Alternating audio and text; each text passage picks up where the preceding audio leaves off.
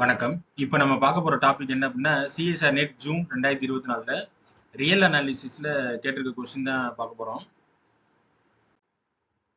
First வந்து நம்ம limit inferior and limit சுப்பீரியர்னா என்ன, டெஃபினேஷன் அதுக்கு என்ன அப்படிங்கிறது, அதுக்குள்ள எக்ஸாம்பிள்ஸ் என்ன அப்படிங்கிறத பார்த்துக்குவோம் பேசிக்கா.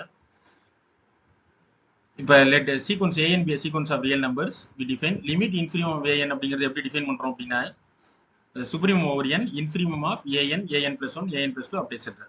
அதே மாதிரி லிமிட் சுப்ரீமும் அதே மாதிரி எப்படி டிஃபைன் பண்றோம்னா infimum over n supremum of a n a n plus one a n plus two அப்படி எக்ஸெட்ரா நம்ம டிஃபைன் பண்ணுறோம். அதாவது இந்த a n a n plus one a n plus two அப்படிங்க அப்படி எக்ஸெட்ரா அந்த சீக்வன்ஸ் இதுல என்ன வேரி பண்ணிட்டே வரணும். ஃபர்ஸ்ட் n = 1 எடுக்கணும், அடுத்து n = 2 n = 3 அப்படி எக்ஸெட்ரா. இந்த மாதிரி என்ன வேரி பண்ணி அதுக்குள்ள இன்ஃபீரியம்லாம் பார்த்துட்டு அப்புறமா வர்ற ரிசல்ட்டுக்கு சுப்ரீமம் பார்க்கணும். அப்படி பார்த்தா அது லிமிட் இன்ஃபீரியம். அதே மாதிரி இந்த a n a n plus one a n plus two அப்படி எக்ஸெட்ரா அந்த சீக்வன்ஸுக்கு சுப்ரீமம் பார்த்து வர ரிசல்ட்டுக்கு இன்ஃபீரியம் பார்த்தீங்கன்னா அது லிமிட் சுப்ரீமம். இப்போ எக்ஸாம்பிளுக்கு கன்சிடர் சீக்வன்ஸ் ஏஎன். இப்போ -1/n அப்படிங்கிற ஒரு சீக்வன்ஸ் எடுத்துப்போம். இந்த சீக்வன்ஸ்ல ஃபர்ஸ்ட் எலமெண்ட் -1, அடுத்த நெக்ஸ்ட் எலமெண்ட் -1/2 -1/3 அப்படி எக்ஸெட்ரா. இப்போ இந்த சீக்வன்ஸ் என்னன்னா இன்க்ரீசிங் சீக்வன்ஸா இருக்கும். இப்போ இதுக்கு லிமிட் இன்ஃபீரியம் ஆஃப் ஏஎன்ங்கிறது எப்படி பார்ப்போம் அப்படின்னா supreme over n infimum of -1/n -1/n + 1 -1/n + 2 அப்படி எக்ஸெட்ரா. இப்போ இந்த சீக்வன்ஸ் -1/n -1/n + 1 -1/n + 2 அப்படி எக்ஸெட்ராங்கிற சீக்வன்ஸுக்கு இன்ஃபீரிமம் என்ன அப்படின்னு பார்த்தோம்னா -1/n. ஏன்னா இந்த சீக்வன்ஸ் வந்து இன்க்ரீசிங் சீக்வன்ஸ். இன்ஃபீரிமம் அப்படிங்கிறது என்ன அப்படின்னு பார்த்தோம்னா கிரேட்டஸ்ட் லோயர் பவுண்ட். அந்த சீக்வன்ஸுக்கு லோயர் பவுண்ட்ஸ் இருக்கும் நிறைய, அதுல கிரேட்டஸ்ட் லோயர் பவுண்ட் என்ன அப்படின்னு பாக்குறது தான் இன்ஃபீரிமம் அப்படிங்கிறது. அப்ப இந்த சீக்வன்ஸுக்கு இன்ஃபீரிமம் வந்து -1/n.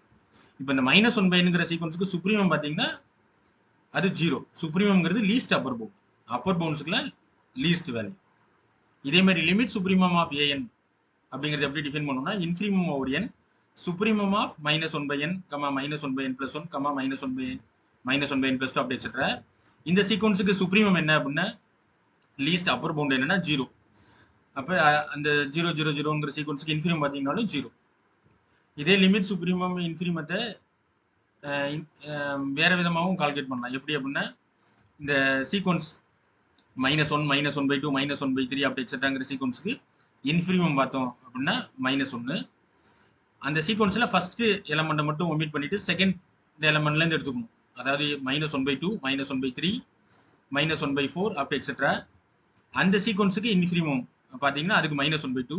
அதே மாதிரி அடுத்து வந்து நெக்ஸ்ட் வந்து ஃபர்ஸ்ட் ரெண்டு எலமெண்ட் ஒமிட் பண்ணிட்டு தேர்ட் எலமெண்ட்ல இருந்து எடுத்துக்கணும். -1/3 -1/4 -1/5 அப்படி எக்ஸெட்ரா.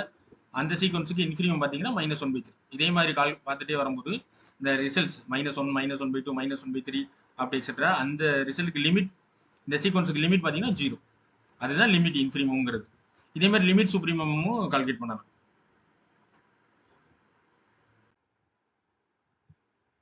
இப்போ இதுல பேசிக் ரிசல்ட்ஸ் எல்லாம் பார்த்துக்கணும். இப்போ சீக்வன்ஸ் ஏஎன் இஸ் பவுண்டட் சீக்வன்ஸா இருந்துச்சு அப்படின்னா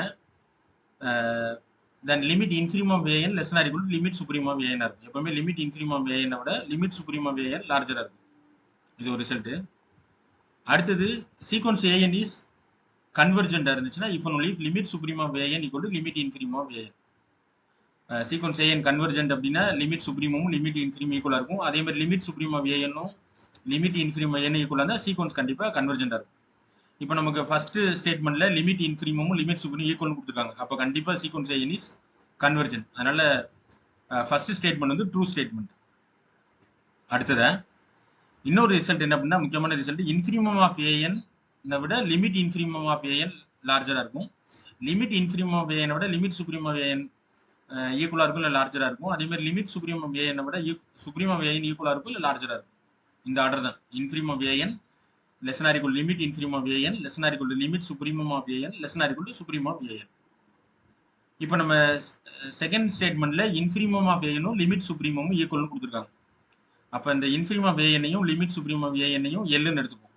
அப்படி எடுத்துக்கிட்டோன்னா L less than or equal to limit infimum of an less than or equal to எல்னு வரும். அதனால இந்த மிடில் இருக்கக்கூடிய லிமிட் இன்ஃபீரிமம் ஆஃப் ஏனும் எல்லா தான் இருக்கும். அப்ப லிமிட் சுப்ரீமமும் எல் லிமிட் இன்ஃபீரிமமும் எல் ரெண்டு ஈக்குவலா இருக்கு. லிமிட் சுப்ரீமமும் லிமிட் இன்ஃபீரிமம் ஈக்குவலா இருக்கு. அப்படி ஈக்குவலா இருந்தா சீக்வன்ஸ் an கண்டிப்பா கன்வர்ஜென்ட் சீக்வன்ஸா இருக்கும். அதனால செகண்ட் ஸ்டேட்மெண்ட்டும் ட்ரூ ஸ்டேட்மெண்ட். அடுத்து நம்ம தேர்ட் ஸ்டேட்மெண்ட் பாக்குறதுக்கு முன்னாடி ஃபோர்த் ஸ்டேட்மெண்ட் பார்க்கணும். அதாவது இன்னொரு ரிசல்ட் என்ன அப்படின்னா infimum of a n less or equal to a n less or equal to supremum of a n for all n. நம்ம சீக்வன்ஸ்ல இன்ஃபிரிமம் ஏஎனை விட அந்த சீக்வன்ஸ்ல இருக்க டேர்ம்ஸ் எல்லாம் ஈக்குவலா இருக்கும் இல்ல லார்ஜரா இருக்கும். அதே மாதிரி அந்த சீக்வன்ஸ்ல இருக்க டேர்ம்ஸை விட சுப்ரீமம் ஏஎன் வந்து லார்ஜரா இருக்கும். இது ரிசல்ட். இப்போ நம்ம ஃபோர்த் ஸ்டேட்மெண்ட் சுப்ரீமமும் இன்ஃபிரிமும் ஈக்குவல்னு கொடுத்துருக்காங்க.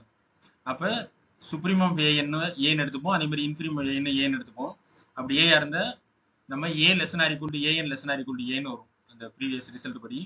அப்ப a less or equal to a n less or equal to a for all என்ன பண்ண இந்த சீக்வன்ஸ் ஏஎன் ஈக்குவல் டு ஏன்னு கிடைச்சிடும். அப்ப இந்த சீக்வன்ஸ்ல இருக்க எல்லா டேர்முமே ஏன்னு கிடைச்சிடும். அப்படின்னா அந்த சீக்வன்ஸ் வந்து கான்ஸ்டன்ட் சீக்வன்ஸ் அப்படின்னு அர்த்தம். அதனால டிங்கிற ஸ்டேட்மெண்ட்டும் ஃபோர்த் ஸ்டேட்மெண்ட்டும் ட்ரூ ஸ்டேட்மெண்ட். அப்ப தேர்ட் ஸ்டேட்மெண்ட் மட்டும் தான் ஃபால்ஸ் ஸ்டேட்மெண்ட். அதுக்கு ஒரு கவுண்டர் எக்ஸாம்பிள் என்ன அப்படின்னா சீக்வன்ஸ் ஏஎன் ஈக்குவல் டு நம்ம முன்னாடி பார்த்த மாதிரி -1/n சீக்வன்ஸ் எடுத்துருக்கோம். அப்ப இந்த -1 -1/2 -1/3 அப்படி எக்ஸெட்ராங்கிற சீக்வன்ஸுக்கு நம்ம ப்ரீவியஸா பார்த்த மாதிரி சுப்ரீமம் ஆஃப் ஏஎனும் 0, லிமிட் இன்ஃபிரிமம் ஆஃப் ஏஎனும் 0, லிமிட் இன்ஃபிரிமமும் 0, லிமிட் சுப்ரீமமும் 0. இந்த சீக்வன்ஸுக்கு சுப்ரீமமும் 0. அப்ப ரெண்டு ஈக்குவலா இருக்கு. சுப்ரீமம் ஆஃப் ஏஎனும் லிமிட் இன்ஃபிரிமம் ஆஃப் ஏன்னு ஈக்குவலா இருக்கு. நம்ம தேர்ட் ஸ்டேட்மெண்ட்ல அதை சொல்லிட்டாங்க. சுப்ரீமமும் இன்ஃபிரிமும் ஈக்குவலா இருந்த அந்த சீக்வன்ஸ் கான்ஸ்டன்ட் சீக்வன்ஸா இருக்குமா இல்லையாங்கிறத பாக்குறோம். அப்ப இதுல சுப்ரீமம் ஆஃப் ஏஎனும் லிமிட் இன்ஃபிரிமும் ஈக்குவலா இருக்கு. ஆனா அந்த சீக்வன்ஸ் வந்து கான்ஸ்டன்ட் சீக்வன்ஸ் கிடையாது. இந்த -1/n சீக்வன்ஸ் கான்ஸ்டன்ட் சீக்வன்ஸ் கிடையாது. அதனால அப்படிங்கிறதுனால தேர்ட் ஸ்டேட்மெண்ட் அதாவது சிங்கிற ஸ்டேட்மெண்ட் மட்டும் தான் ஃபால்ஸ் ஸ்டேட்மெண்ட். மற்ற 3 ஸ்டேட்மெண்ட்டுமே ட்ரூ ஸ்டேட்மெண்ட். அப்ப ஆன்சர் வந்து ஆப்ஷன் சி. அடுத்து நெக்ஸ்ட் ப்ராப்ளம் என்ன கொடுத்துருக்காங்க அப்படின்னா let C be the collection of all sets S such that the power set of S is countably infinite. Which are the following statement is true? First option, there exists a non-empty finite set in C. Second option, there exists a countably infinite set in C.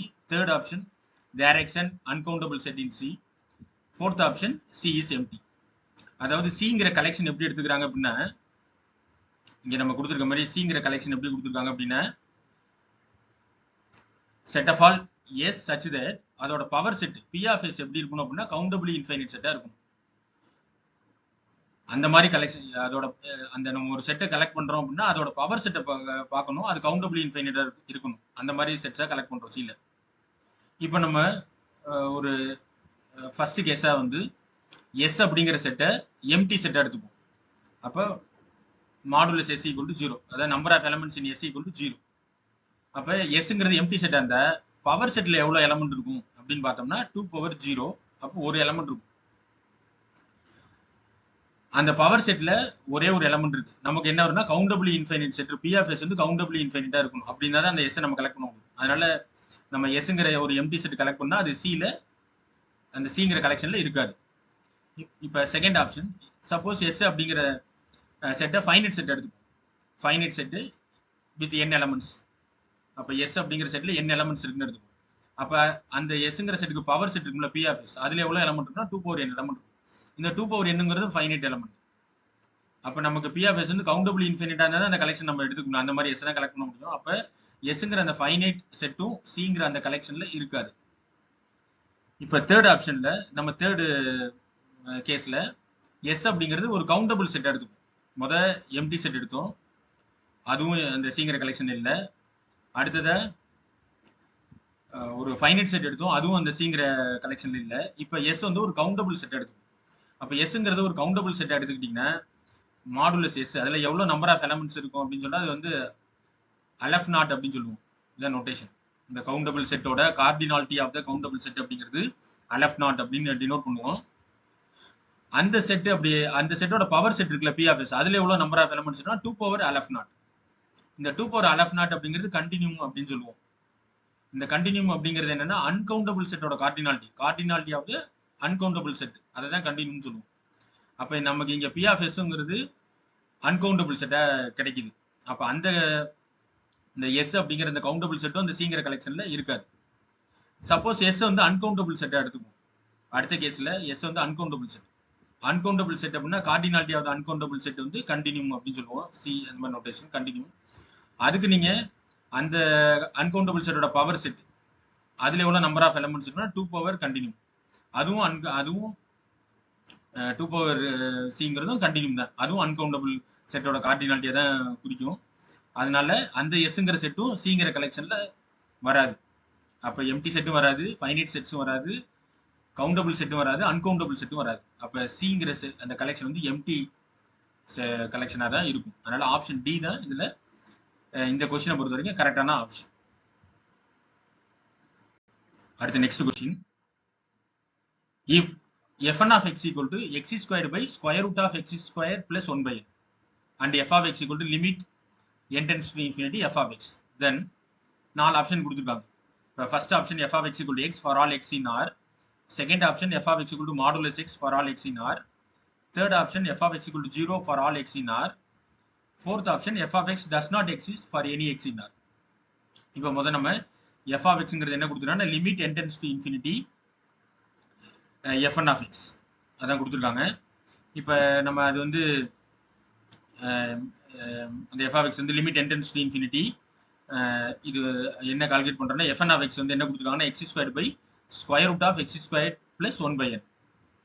அப்ப நம்ம இந்த ஃபங்க்ஷனுக்கு sequence of ஃபங்க்ஷனுக்கு limit apply பண்ணும்போது answer வந்து 1 by n அப்படிங்கிறது limit n tends to infinity 1 by n வந்து 0. அதனால ஆன்சர் வந்து x squared by square root of x square. அது எதுக்கு ஈக்குவலா இருக்கும்னா x squared by இந்த square root of x squareங்கிறது எதுக்கு ஈக்குவலா இருக்கும்னா மாடுலஸ் x. நம்ம மறந்துட்டு square root of x squared x மட்டும் எழுதிடக்கூடாது. இந்த square root of x squared அப்படிங்கிறது நமக்கு பிளஸ் ஆர் மைனஸ் எக்ஸ் அப்படின்னு கிடைக்கும். அதாவது மாடுலஸ் எக்ஸ்ன்னு கிடைக்கும். எக்ஸ் ஸ்கொயர் எப்படி எழுதுனா மாடுலஸ் எக்ஸ் இன்டு மாடுலஸ் எக்ஸ்னு எழுதலாம். அப்போ ஒரு மாடுலஸ் எக்ஸ் கேன்சல் ஆயிரும். அப்போ ஆன்சர் வந்து மாடுலஸ் எக்ஸ். அப்போ for all x in R. அப்போ ஆன்சர் வந்து f of x equal to modulus x for all x in R. அப்போ இதில் ஆப்ஷன் பி தான் கரெக்டான ஆப்ஷன். நம்ம இந்த square root of x square அப்படிங்கிறத எக்ஸ்னு எழுதக்கூடாது. அது வந்து மாடுலஸ் எக்ஸ். அதனால எஃப் ஆஃப் எக்ஸ் வந்து modulus x for all x in R. அப்போ option B is correct option. அடுத்த next problem. The number of solution of the equation e power x plus x minus 1 equal to 0 is இந்த e power x plus x minus 1 equal to 0 அப்படிங்கிற அந்த ஈக்குவேஷனுக்கு எவ்வளவு number of real solutions இருக்கும் அப்படின்னு பார்த்தோம்.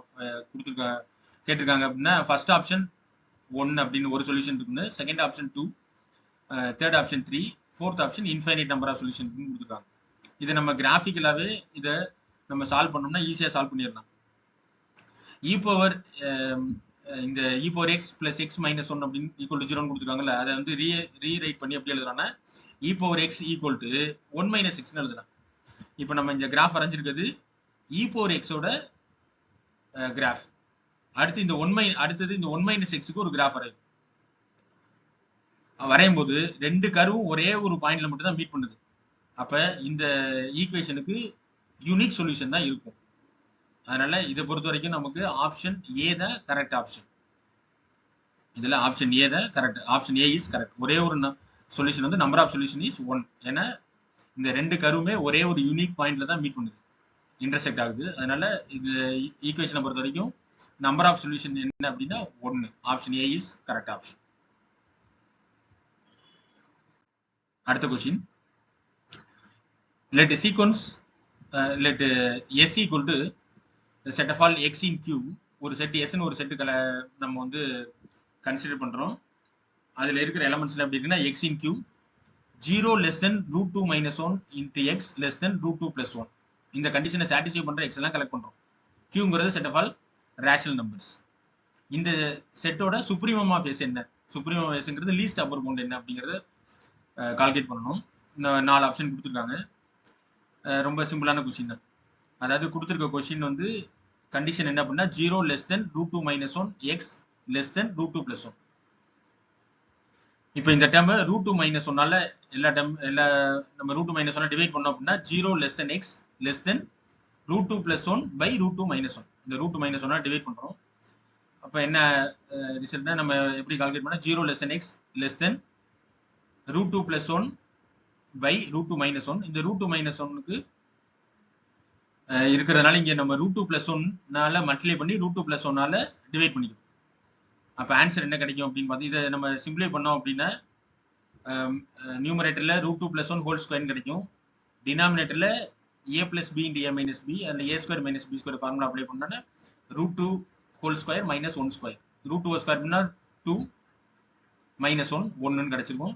இந்த √2 plus 1 whole ஸ்கொயரை சிம்பிளை பண்ணோம்னா ஆன்சர் வந்து 3 பிளஸ் 2 √2. அப்போ இதை சிம்பிளை பண்ணோம்னா 0 less than X less than 3 plus 2 √2 கிடைக்குது. அப்போ இந்த செட் எஸ்ங்கிற செட்டுக்கு இன்ஃபிரிமம் என்னன்னா 0, சுப்ரீமம் என்னன்னா 3 பிளஸ் 2 √2. அவங்க சுப்ரீமம் தான் கேட்டிருக்காங்க. அப்போ சுப்ரீமம் வந்து 3 plus 2 √2. Option A is correct option.